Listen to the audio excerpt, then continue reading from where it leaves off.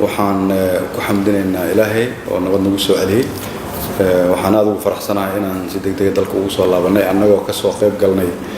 shirka COMESA oo Soomaaliya markii ugu horeysay ay ka mid ahayd wadamadii aasaasay balse aafooyinkii nagu habsaday awgeed aan ka maqnayn hadda waxaan nahay wadanka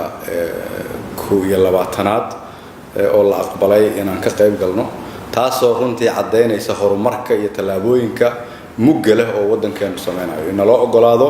inaan ka qayb galno suuq ay ka ganacsadaan in ka badan 50 milyan dad tiradooda ay gaarayso kaasoo u sahli doona ganacsatada Soomaaliyeed in dhaqaalahoodu uu nabad galo inay u helaan fursad inay badeecadooda meeshay doonaan geystaan in ay u sahlanaato inay bangiyada wadamadaas oo dhan la xiriiraan in cid walba oo wadamadaas ka timid iyo dunida inteeda kaleba aanu isticmaali doonno in caymis ay dhaqaalahooda ku yeelan doonaan dalka Soomaaliya in ay naga caawin doonto dib u dhiska dalka aan noqoto jidadka aan noqoto warshadaha iyo meelo kala duwan fursad aad u weyn aan aaminsanahay inay tahay waxaan aad ugu hambalyeeynayaa dadka Soomaaliyeed gaar ahaan ganacsatada Soomaaliyeed oo weligeed ahaan jirtay laf dhabarka bulshada marka la yiraahdo dib u dhiska dalka iyo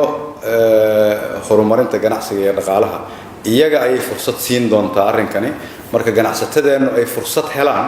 waxa fursad helay dalka sababtoo qof walba oo ganacsada oo bilaabo ganacsi wuxuu shaqaaleysiinayaa dad Soomaaliyeed wuxuu bixinayaa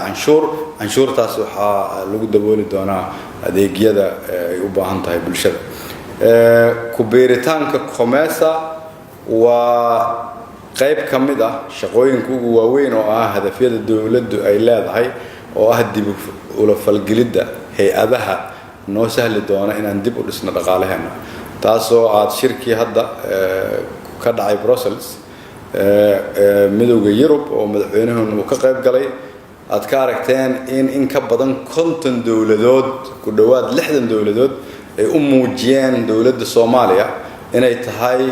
fursadii ugu wanaagsaneed ee dawladda oo ay kulligood ku rajo qabaan Soomaaliya inay ku soo noqotay meeshii mustaqbalka laga filayo halkaas oo iyada lafteeda ay ka soo baxday waxaan hore uga dhici jirin in dawladda Soomaaliyeed lagu kaalmeyn doono dhaqaale iyada toos loogu dhiibo laguna aamino qof walba Soomaaliyeed oo daawanaya marka waxaan ka codsanayaa in dawladnimada dib loo dhiso wax aad u dhib badan lamana dhisi karo shacabku haddaanu garab istaagin sanad iyo labana lagu dhisi karo aan dul qaadano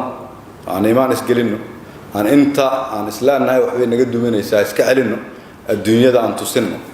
in sharafteena iyo karaamadeena inaan soo celino aan diyaar u nahay ma maadsantii